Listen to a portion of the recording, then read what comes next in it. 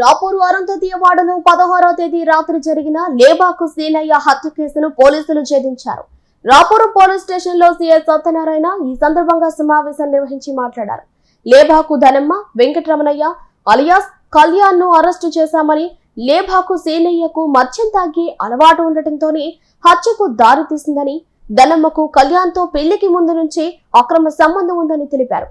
16వ తేదీ రాత్రి మద్యం తాగి నిద్రిస్తున్న లేబాకు సీనయ్యను ప్రియుడు కళ్యాణ్ తో కలిసి ధనమ్మ సీనయ్య మెడకు వైర్ బిగించి హత్య చేశారని తెలిపారు. సీనయ్యది సాధారణ మరణంగా నమ్మించేందుకు ధనమ్మ ప్రయత్నించినప్పటికీ ఒంటి మీద దెబ్బలుండటంతో అనుమానంతో మృతుడి కుటుంబ సభ్యులు పోలీసులకు సమాచారం ఇచ్చారని, పోలీసుల విచారణలో సీనయ్య హత్య వివరాలు బయటపడ్డాయని ఆయన తెలిపారు. మనకి రాపూర్ పోలీస్ స్టేషన్ పరిధిలో రాపూర్ నుంచి లేబాకు రమణమ్మ వైఫ్ ఆఫ్ రత్నయ్య అనే ఆమె కంప్లైంట్ మీద నిన్న లేబాకు సీనయ్య ఆమె కుమారుడు మరణం గురించి మన దగ్గర ఒక కేసు నమోదు చేయడం జరిగింది. ఈ కేసులో మృతుడు వచ్చేసి లేబాకు సీనయ్య. ఇతను కూలి పనులు చేసుకొని మన రాపూర్లో నివాసం ఉంటున్నాడు.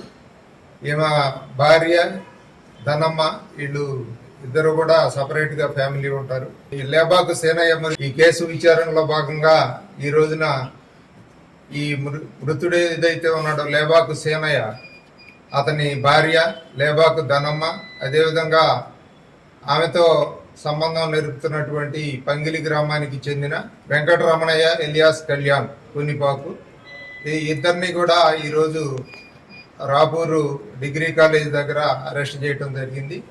ఈ కేసు విచారణలో భాగంగా వీళ్ళని విచారించడం జరిగింది.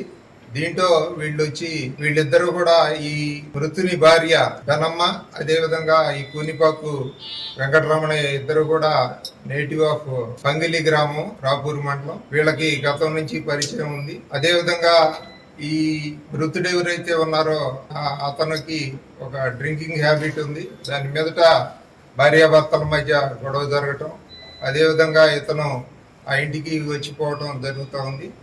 ఈ క్రమంలో వీళ్ళిద్దరూ ఈ మృతుని భార్య, అదేవిధంగా పెరామార్ ఎవరైతే ఉన్నారో వెంకటరమణయ్య, వీళ్ళు 16-17 ఇంటర్వ్యూనింగ్ నైట్ వచ్చేసి ఇతన్ని గేర్ వైర్ తోటి స్ట్రాంగులేషన్ చేసి చంపటం జరిగింది. తర్వాత ఈ మృతుని భార్య ధనమ్మ వచ్చేసి వాళ్ళ అత్తామామలకు అతనిది సహజ మరణంగా నమ్మించడానికి ప్రయత్నం చేసింది.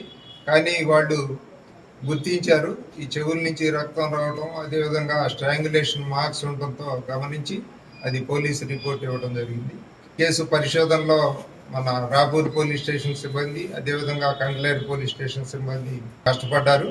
వెంటనే వాళ్ళని ముద్దాయిలిద్దరిని కూడా ధనమ్మ, అదేవిధంగా కూనిపాకు వెంకటరమణయ్య ఇద్దరిని కూడా ఈరోజు సాయంత్రం అరెస్ట్ చేయడం జరిగింది. వీళ్ళిద్దరిని రేపు కోర్టులో హాజరుపరుస్తాం. మనం పోలీసు పరిశీలించిన దాన్ని బట్టి ఈ మృతుడు ఎవరైతే ఉన్నారో ఇతనికి ఈ డ్రింకింగ్ హ్యాబిట్ ఉండటం, అదేవిధంగా ఈ మృతుని భార్య, అదేవిధంగా అక్యూజ్డ్ ఇల్లీగల్ ఇంటిమసీ, ఈ కారణంతో ఈ నేరం జరిగింది.